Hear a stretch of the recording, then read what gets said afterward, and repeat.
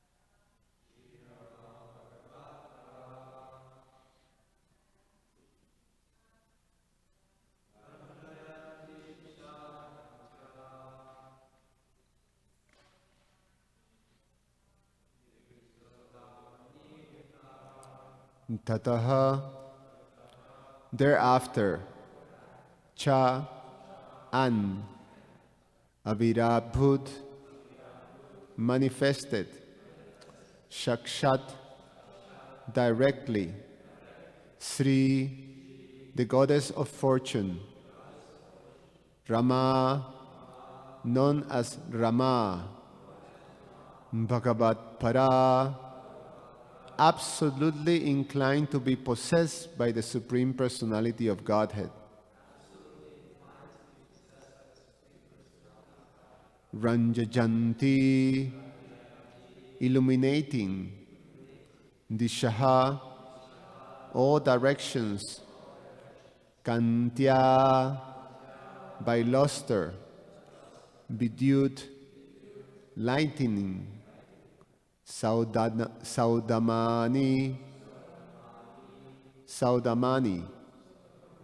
Yatha, as.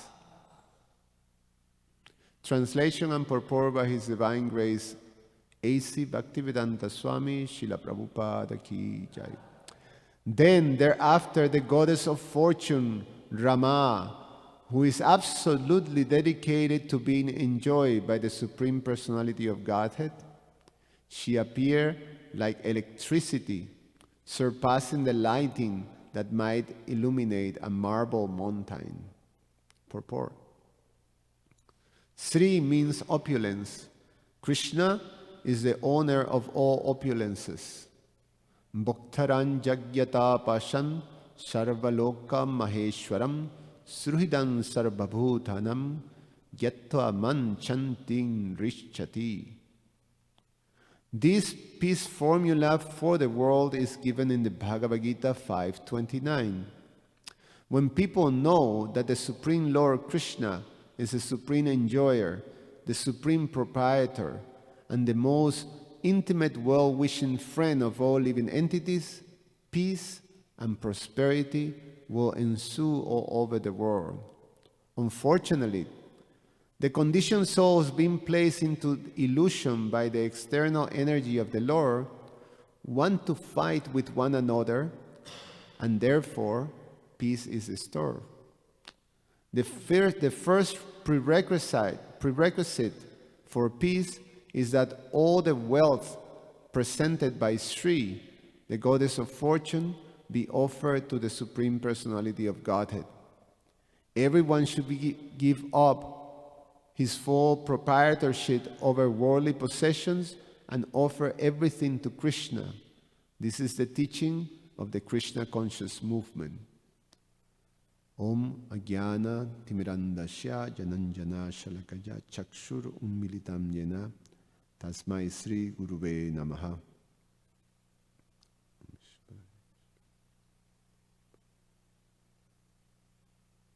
Namom Vishnupadaya Krishna Pesaya Bhutale Srimate Bhaktivedanta Swamin Iti Namine Namaste Saraswate Deve Gauravani Pracharine Nirveshesha Shunyavadi Pashatyada Shatarine Vancha Kalpa Taruvyasha Kripa Sindhu Vyayevacha Patitanam Pavanevyo Vaishnavevyo Namo Namaha.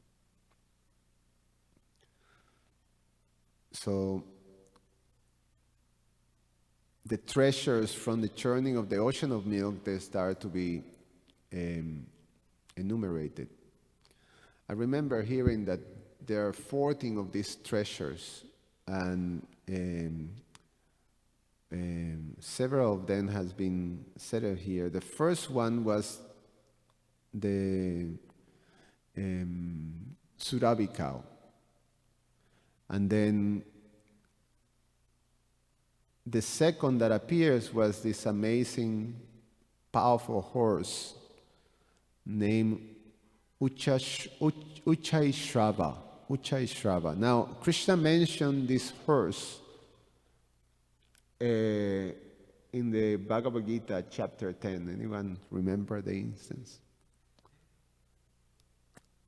In chapter 10, when Arjuna asked Krishna, please tell me more about your opulences, then Krishna says, of horses, I am Uchishrava. And he also said the next treasure that appeared of this ocean was the king of elephants, Airavata. So he says, of elephants, I'm Airavata.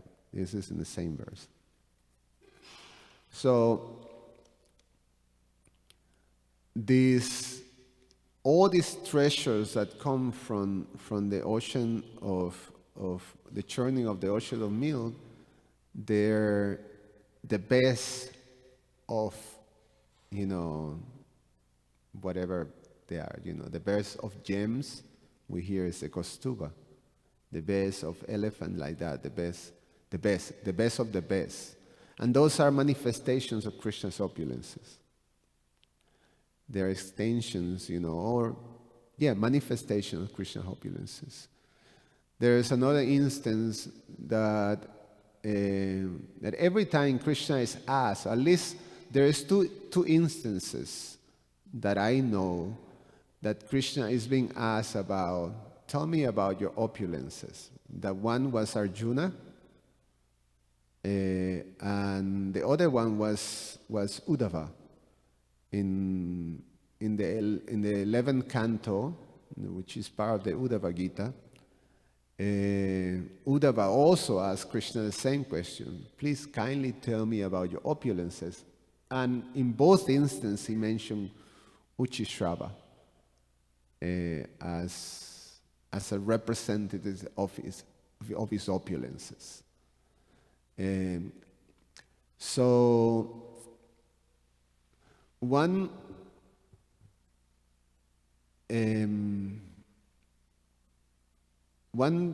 I think fascinating point of this pastime is that you have demons and demigods just observing these amazing treasures coming of the ocean of milk, the churning. And naturally, they're very attractive. So you can imagine, because remember that they're making a truce. They made almost like a political arrangement to work together, although they cannot work together. They're opposing parties like that. But they have to sort of be very calculative, like in politics. You have countries that they make some sort of a truce, and they're in one space together. The United Nations. They come all together, and they sit together, and they sort of relate to each other like that. But when you come down to each one's agendas, and they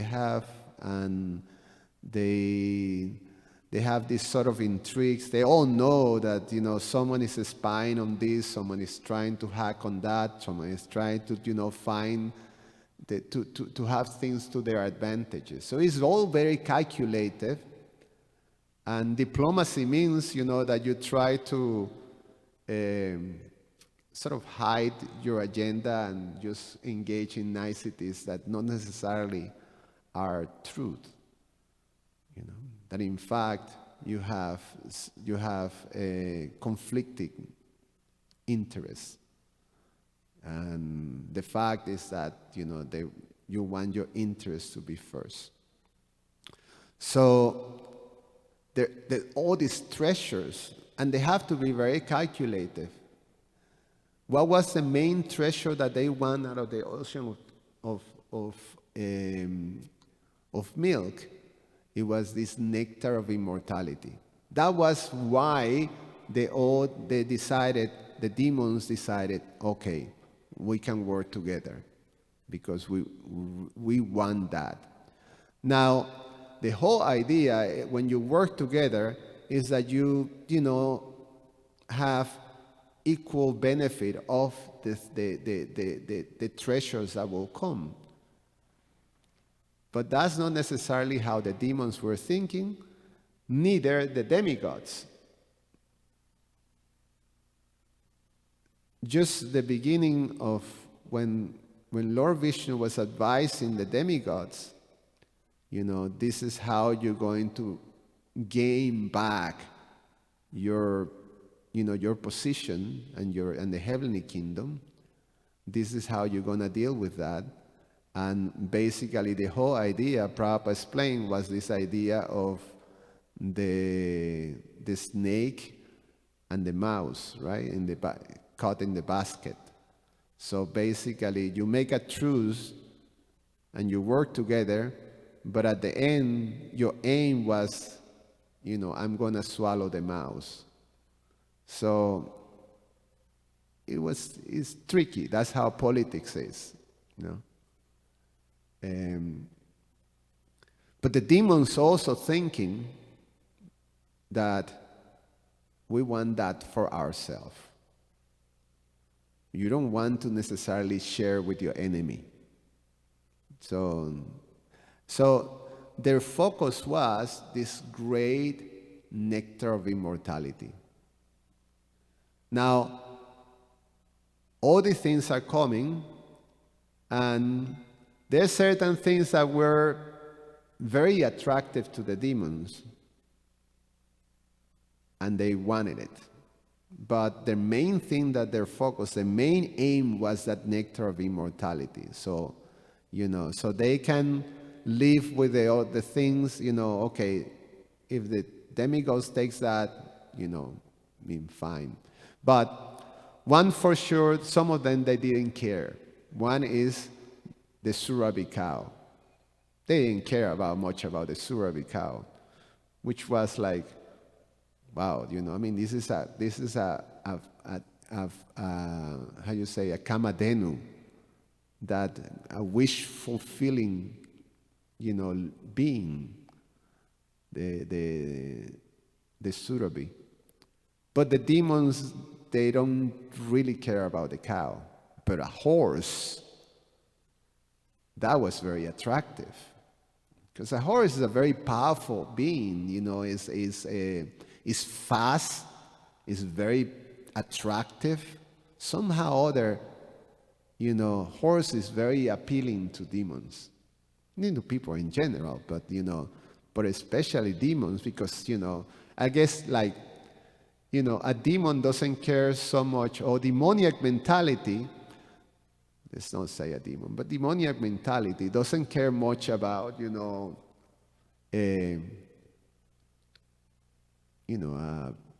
some simple vehicle, some simple vehicle. But a fast car, oh my God, a fast car is one of those, a Lamborghini or one of those creations, that's really appealing. So if you want to really, show your status, you don't go around in a simple, car, like that.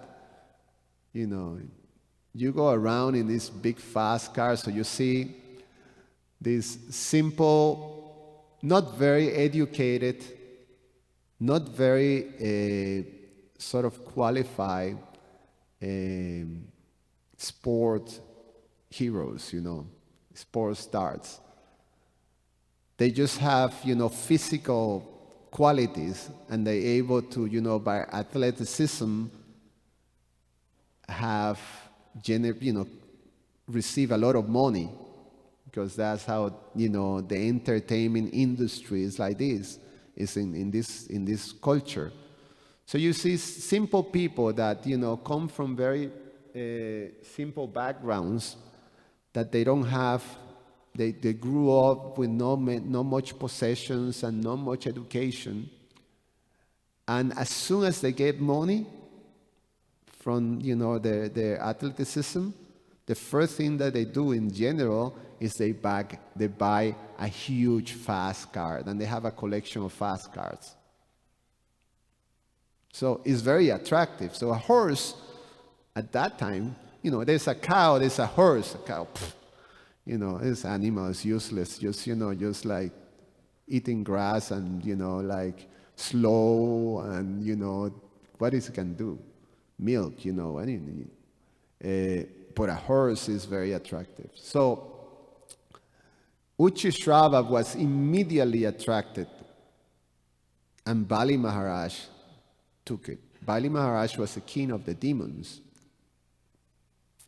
And Bali Maharaj took possession of Uchishrava. And it's explained here that Indra wanted it too. Indra wanted, but you couldn't there's all these treasures, but you cannot take, you have to be, okay, one for you, like that type of thing. It's not that, oh for me, oh for me, yeah, like that. You have to be control.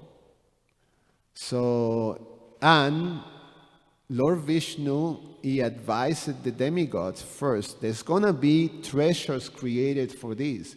You don't show. You just don't show attachment to them. You be very detached. So do not, indulge in this sort of, yes, I want it. I can take that. So Indra didn't protest. And he served well Indra because the next was Airavata, which is this powerful elephant, 4 tusks, and the king of all elephants. And then Lord Indra took that. So another interesting thing is that the mention of Bali Maharaj is there, and there's a lot of, many of the pastimes that we hear in there are very connected, because in the previous canto we heard the pastimes of Prahlad Maharaj. And Prahlad Maharaj became the king of the Daitas, the king of the demons. And obviously, we know Prahlad Maharaj is among the most celebrated devotees of the Lord.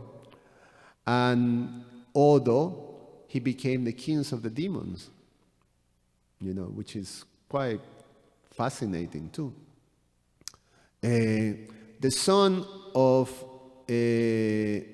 Prahlad Maharaj what was the name of the son of Prahlad Maharaj? No, Bali is a grandson of Prahlad Maharaj, but the son of Prahlad Maharaj was, it's on my head. I can't remember immediately, but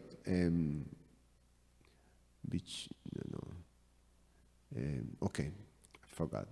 But Prahlad Maharaj's son became the emperor of the demons, and he had this benediction that he had this golden helmet, that as long as he wear that golden helmet, he could not be killed by anyone. He was, very powerful. And obviously the demigods were very nervous about that, so they tricked him by appearing in form of brahmanas. And then, these were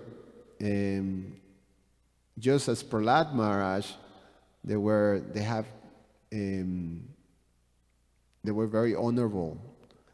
And the brahmanas asked, the demigods in disguise of brahmanas asked the son of Prahlad Maharaj to give the crown in as an offer, like that.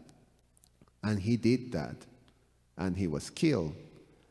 So Bali Maharaj was very, very angry, and he vowed to actually destroy the demigods. And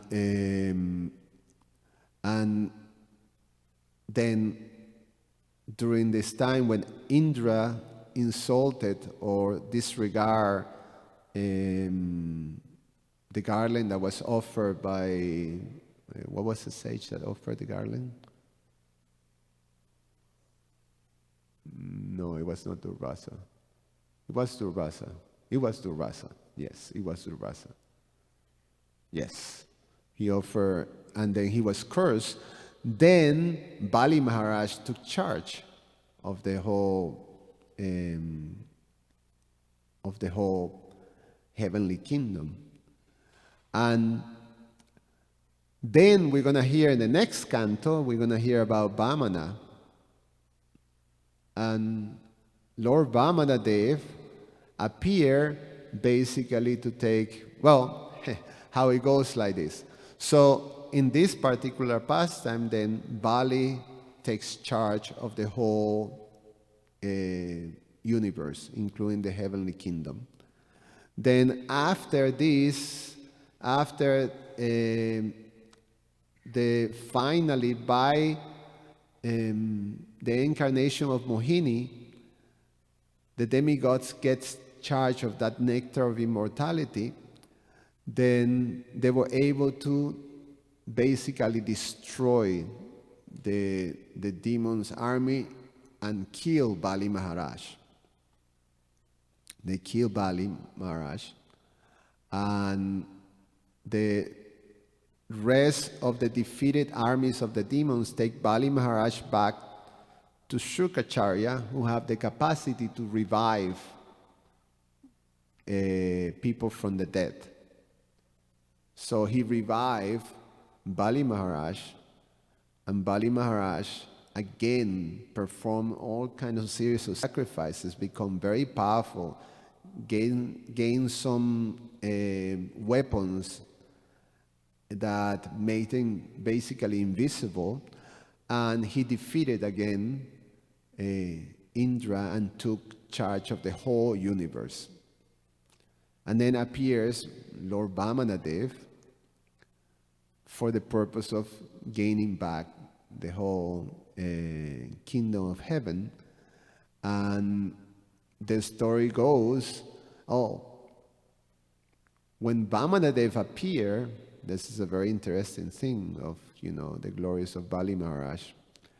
Prahlad Maharaj told Bali, Vamanadev appear and he's gonna defeat and take away everything from you and give him back to Vamanadev is Lord Vishnu, and he appears for the purpose of taking back everything to the demigods.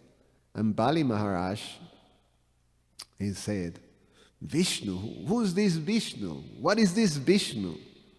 He can even, what is he in front of the great armies of the demons and myself? So, and then Prahlad Maharaj were very insulted by that offense towards Lord Vishnu, that he cursed Bali, his own grandson, to lose everything and all his prestige and everything. And Bali Maharaj realized the offense, and then he begged Prahlad Maharaj to forgive him.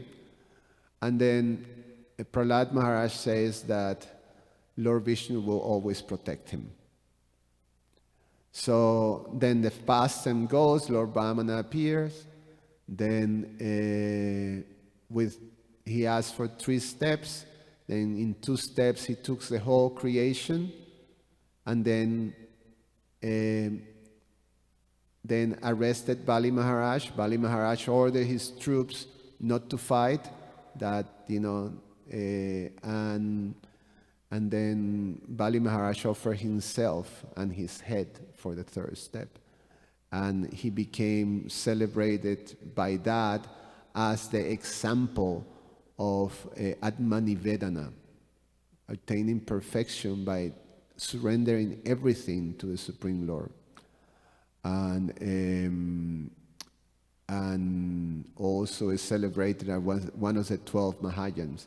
So the fact is that the scriptures tell us that Bali Maharaj received greater mercy than Indra himself. So Bali Maharaj is a very important personality, and he's introduced here taking charge of the horse. And another treasures that appears were the Kaustuba Mani and the Padmaraga Mani. And one of the things that the Kaustuba Mani is, Krishna also mentioned of jewels, and the Kaustuba is a king of jewels. And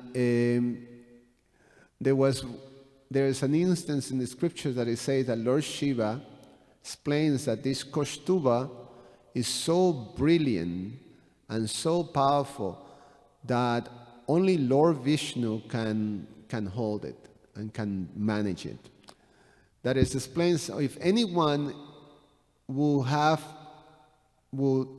take this jewel, it will be influenced, it will be consumed by greed.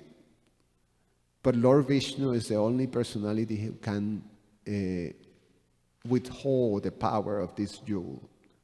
So Lord Vishnu, this jewel is celebrated as the ornament in Lord Vishnu's chest, the Kaustubhamani.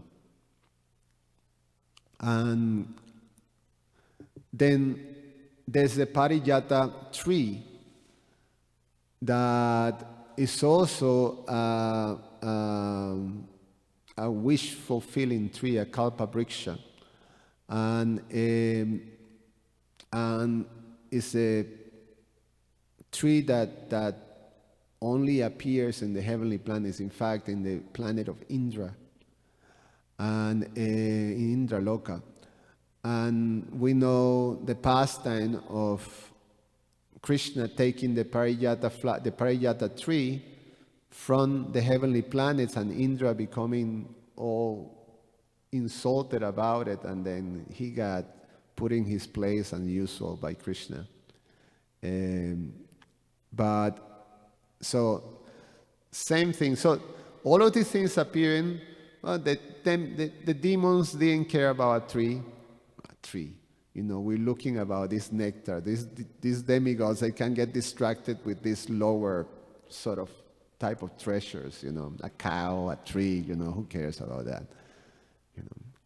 But then, then the Apsaras comes, which is the heavenly damsels, that are famous for their beauty.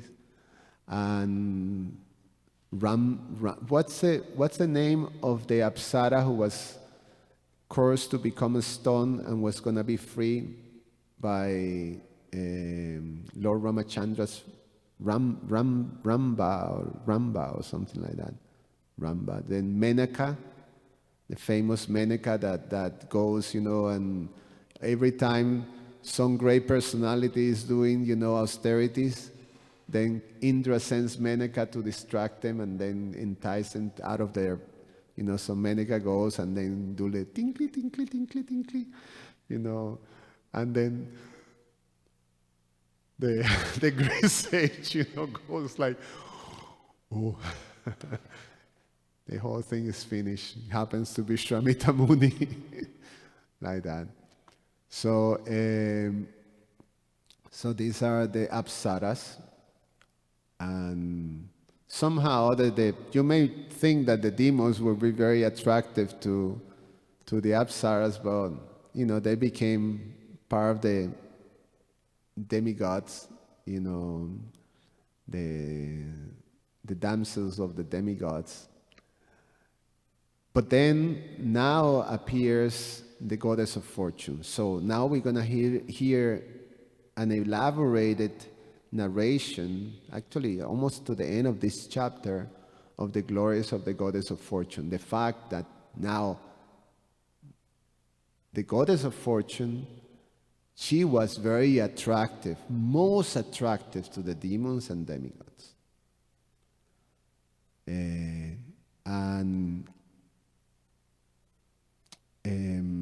So she's going to be worshipped, so the following verses explaining in great detail the worship of the goddess of the fortune. But there's one very specific thing that is expressed, that is in this verse, that she's absolutely dedicated to being enjoyed by the personality of Godhead. So the goddess of fortune is exclusively meant for the personality of Godhead, the Supreme Person. So, and it will become, clear as the goddess of fortune will choose, as after her worship, she choose Lord Vishnu as her consort. So everybody accepted it. So, like that. And Prabhupada explains in the purport, he brings, the most important principle to be prosperous and happy, peaceful in this world. Prabhupada famously, he quoted, this as the peace formula. And there's a famous verse, the last verse of the 8th chapter of the Bhagavad Gita, Bhaktaram Jagyata Pasham Sarvaloka Maheshwaram Shuhidam. Okay? 5th chapter, sorry, the 5th chapter, not the 8th chapter, the 5th chapter. Bhaktaram Jagyata Sarvaloka Shuhidam Sarvabhutanam Gyattam Man Chantim Richati. That to be peaceful, one have to understand that everything valuable belongs to the personality of Godhead and is meant for the personality of Godhead. Everything that is valuable, everything that is that is a fortune is meant for the personality of Godhead. And when that's in place, when one understands Krishna as the enjoyer of everything that is fortunate, that everything that comes out of one's work, everything valuable is meant for his enjoyment, that he is the owner of everything and he is the best well-wisher of everyone. When we understand that individually as in a society, then there's peace and there's prosperity. But the problem in this world, Prabhupada explains that people are claiming proprietorship, claiming that things are meant for their enjoyment, and therefore they have to be conflict. There's fighting. So the common ground that is there is that we all meant for the enjoyment of God, and that's the place of peace. That's the place of fortune, and that is the place of prosperity. It is always explained that the demons wants to, the demoniac mentality, the demoniac mentality is exemplified by this desire to take the goddess of fortune, Lakshmi, from Krishna. So, and that's, epitomized by Ravana kidnapping Sita Devi. So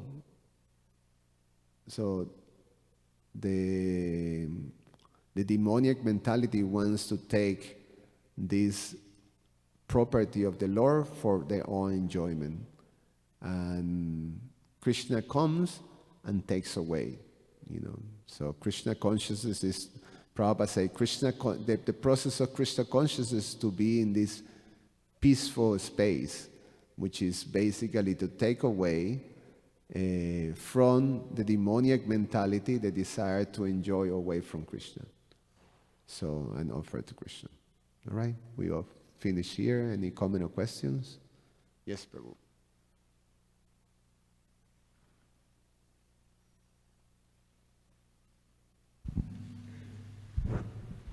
Hare Krishna.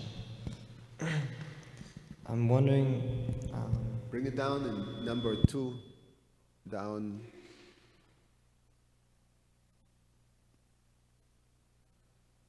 I'm wondering, I'm not sure if you know the answer to this question, but like how are these entities like appearing from the ocean? Are they just like rising to the top of the surface, or are they like walking out, or do they just like appear out of nowhere? Or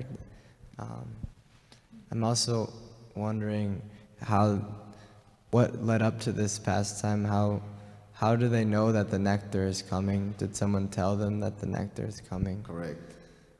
My understanding is that that was the thing. That's the treasure.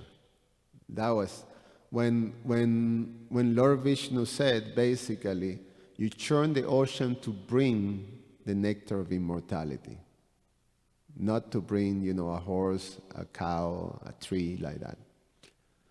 There were other treasures that were going to come, but their treasure was the nectar of immortality. That was their focus. And the demons, okay, this is good. The nectar of immortality. They were very focused on the nectar of immortality. The fact that as soon as the nectar of immortality came from the hands of Dambantari, they snatched it. And the demigods were like freaking out because Lord Vishnu said, do not show, be very controlled. The demons were like just waiting for that one. And as soon as appears, they snatch it. And they went, that's it, that was success. They celebrated the whole thing. This was the purpose. So that was the enticing thing. That's why they didn't have to do any truce with the demigods, because they defeated the demigods. They did the truce because they needed the demigods. They hear, okay, why should I make a truce? Well, if you make a truce, you can churn the ocean, you combine both powers to churn the ocean, and then you bring the nectar of immortality. Oh, okay. Like that. For the benefit. But they have the idea, we don't want to share the nectar of immortality with these guys. We snatch it. And they did. And demigods were like, and then looking at Lord Vishnu, and Lord Vishnu, I got it. He appeared as Mohini Murti and then took it back from the demons. The demons just give it to her. So that's how the thing goes. So that was the enticing thing. How the treasures appears to me is just like,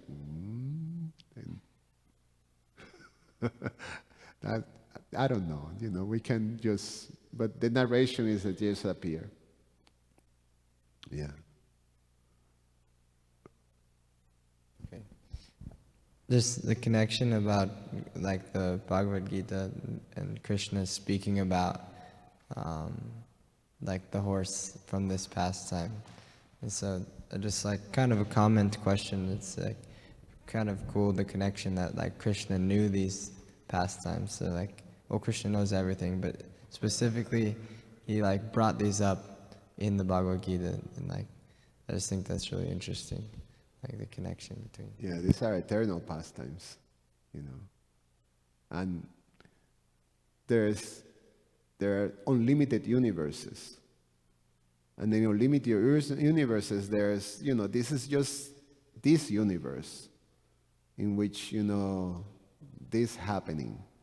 But there's unlimited universe, and there's, who knows, it takes a little variety here and there, but these are eternal pastimes.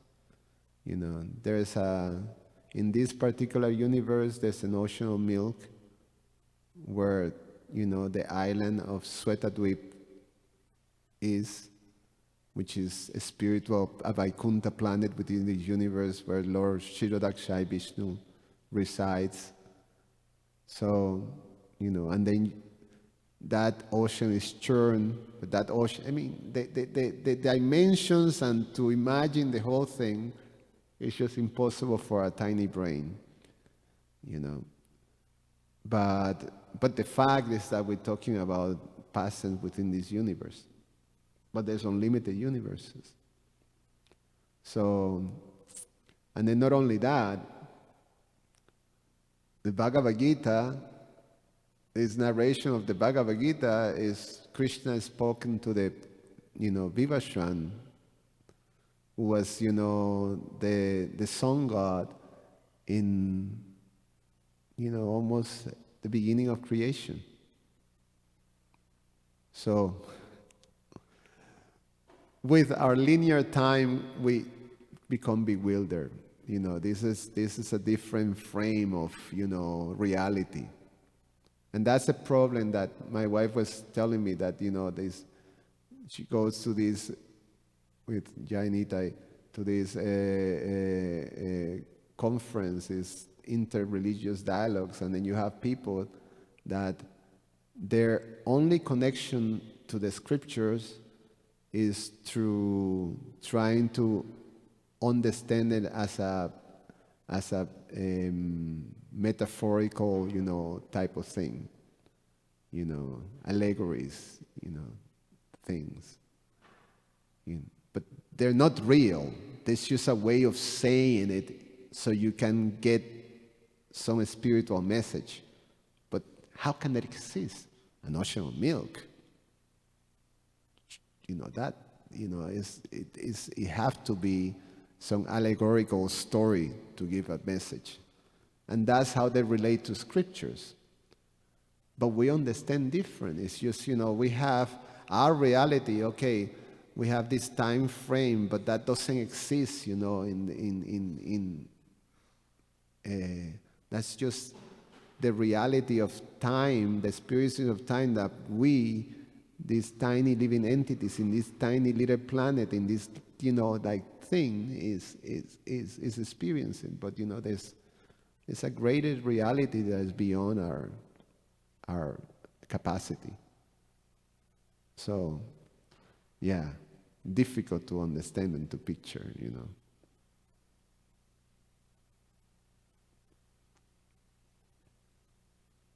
Hare Krishna Prabhu, thank you for your class. Your last comment was actually going to relate it to my question of how different people take the scriptures as metaphorical. And I was just thinking on the point with Radha Raman, Prabhu usually says is that when we have newcomers, we should be conscious of them.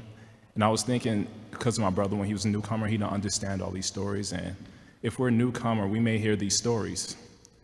And after class, we may ask another devotee, is this like a trilogy of Lord of the Rings or what? We hear ocean, this demon, that.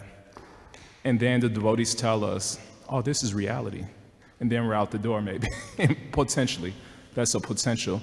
And so one particular aspect I appreciate it in this regard, because this comes up all the time, is that, forgive me for forgetting the verse, but it's in the 9th canto, chapter 11. And it's regarding this same point.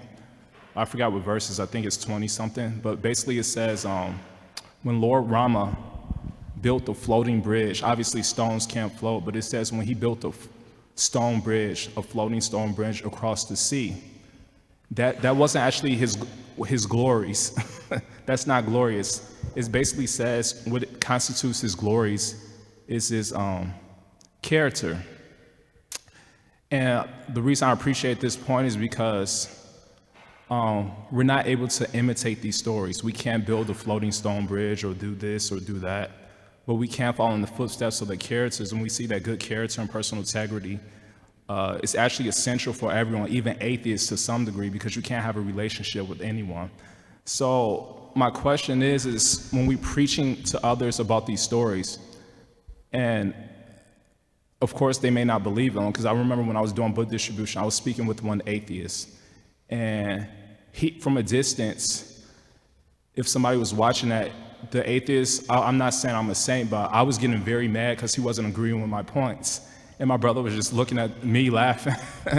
And so when we try to convince people that, oh, you're a rascal, you don't believe this story, you don't believe that, that's also because we don't like the character. They seem like they have greater character than us. And a lot of times people go to atheism because sometimes they see that atheists have even better character than religionists. So when we're preaching these stories to people, what should be our mentality, how should we present it? Because they may ask us questions about these appearing to be fictitious stories. So what is a person to do who has faith in the reality of it? But it seems like we should emphasize the character more, like whether you believe in it or not, it doesn't matter, the moral of the story. If we have the choice to what to present, then we bet, there will be things that are much more relatable. One thing that I learned observing my Guru Maharaj preaching in different circumstances to people that have not much previous contact with the philosophy, and is that he presents something that is very relatable to the persons, to your audience. So, like I see, him as an expert preacher, the thing that he takes into consideration first is what audience you have, and then he delivers something. Sometimes we may not have the choice. Circumstantially, we get in a situation that, like you say, someone may walk into a Bhagavatam class and we're speaking about churning the ocean of milk. And then, okay, what is this ocean of milk? What does it mean? Like that. So how do we explain that? And one thing is that that similarly, in a very relatable way, we can say something that they relate to relativity. We can approach it. In other words, not necessarily trying to figure it out how to explain it, but I'm saying you can approach always according to the person capacity. You have to try to ascertain the person's capacity and being able to say something that is relatable as far as possible. If one goes on and start to basically deal with people according to my, reality and things, or how I understand things, it may be a source of frustration to try to make the person take, things as I see it. So that becomes a point of contention rather. So it's better just to strengthen people's, sort of beliefs, and in terms of, or at least religious beliefs like that, or faith. You want to enhance people's faith. So you do it in a form that is relatable. That's something that I'm trying to follow in the footsteps of my Guru Maharaj when I see him preach. Jitendra Prabhu?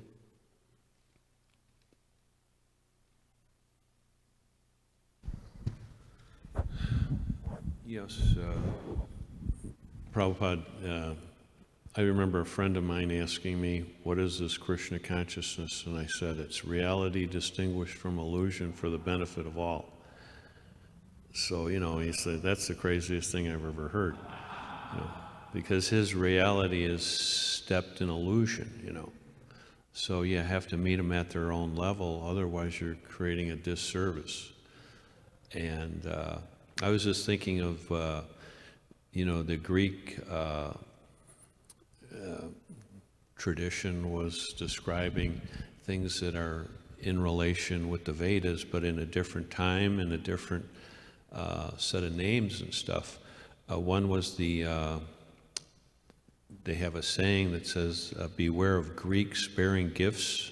You've heard that expression? Beware of Greeks bearing gifts. So they're offering gifts because, the two parties want something. It was the Trojan horse. You remember that story somewhat? There was the Spartans and the Athenians, and the Spartans were the fighters and the Athenians were the intellectual types. And so they were presenting this big, huge horse. And the Athenians, they wanted the horse, so the horse was brought into the town, and then they accepted it, and it was a huge horse, but then inside the horse was all these soldiers, and they came out, and then the battle ensued. But that was an interesting story. So they say, beware of Greeks bearing gifts. But, that was just kind of came to mind with the churning of the ocean, because everybody wants something, and,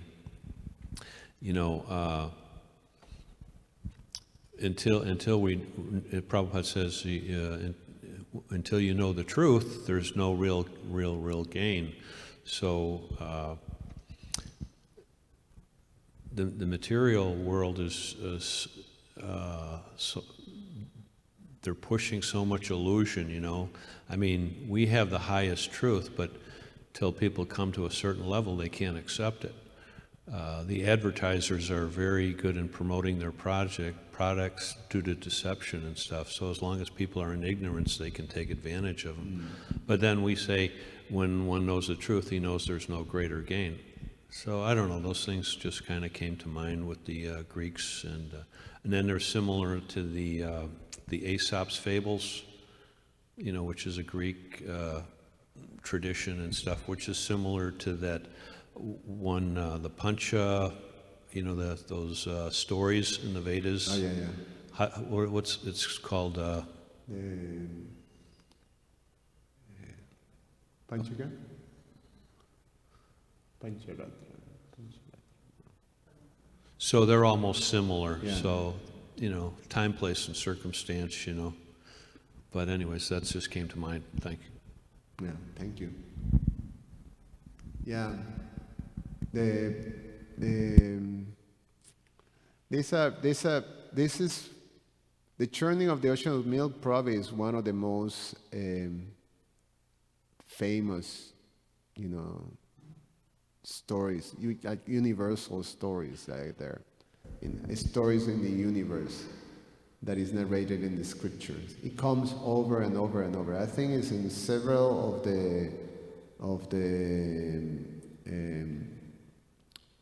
the Puranas. It's in the Mahabharata. It's in the Bhagavatam, like that. So it's a very important event that happens. So it's important to understand it as this historical event, and the significance of it. They have a huge churning of the ocean in the Bangkok airport in Thailand. Nityananda Yes. Pran mentioned that, and then some other place has smaller ones. But the one in the airport in Bangkok, Thailand is huge. Probably the size of this room, the length. Yeah, and the different in that's culture. There's countries like Bangkok, and they're very they're very connected to the Vedic culture. They have Ayurveda. There's an elephant that is also worshipped there. I think the name is Erwin or something like that. It's also depicted, Ayurveda. So, there's all these connections are there. Important. All right, we stop here. Thank you so much. Srila Prabhupada ki jai.